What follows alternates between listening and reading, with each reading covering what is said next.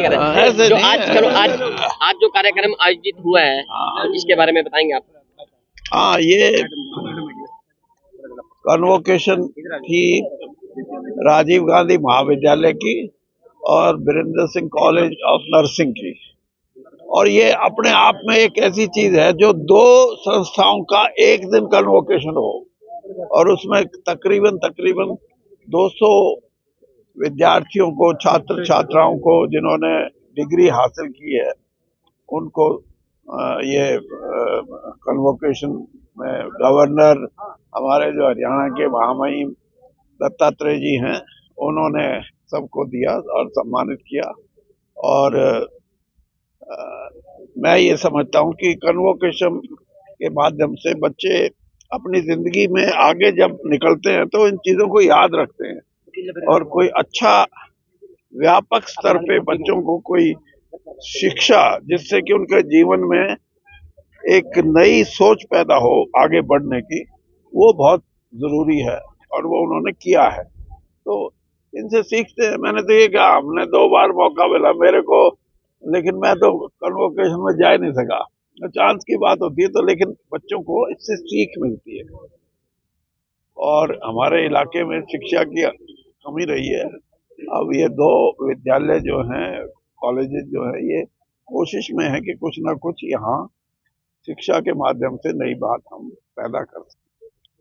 Sir, आपने कहा कि अगर जेजेपी और बीजेपी गठबंधन रहता है तो मैं जो है बीजेपी छोड़ दूंगा, तो वही अब बीजेपी। अब किसने कह दिया? किसने कहा?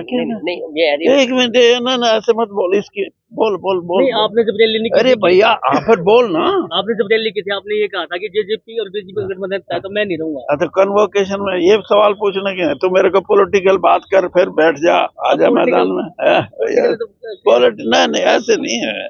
इसके बारे में 20 बात करो, या फिर ये करो कि आप आओ एक दिन, फिर आपके नहीं जेजेपी के भी नहीं, वो तो ठीक है जी। एक लोग जैसे एक नई बात ये तो थोड़ा लोकसभा चुनाव को लेकर जब डिक्लेयर होना नहीं है, तो क्या बजिंदर सिंह हिसार से दोबारा चुनाव लड़ेंगे? लड़ेगा क्यों नहीं? सिटिंग एमपी है भाई उसका, और उससे बेटर क्या क्लेम हो सकता है? अभी कल दिग्विजय ने बयान दिया है कि दिग्विजय कौन होता है? वो अपनी पार्टी का बयान दे, उससे हमारा क्या मतलब?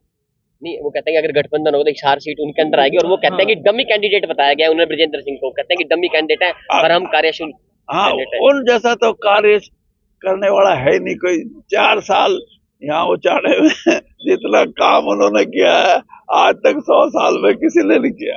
आप क्या कहना चाहेंगे? गाल भी नहीं मिली तो इस बारे में क्या कहना चाहेंगे? मैं इसी बारे में कह रहा हूँ कि जितना दिग्विजय के भाई ने यहाँ लोगों की जिंदगी को बिल्कुल ऐसा कर दिया, स्वर्ग में हैं लोग, ऐसा कोई नहीं कर सकता।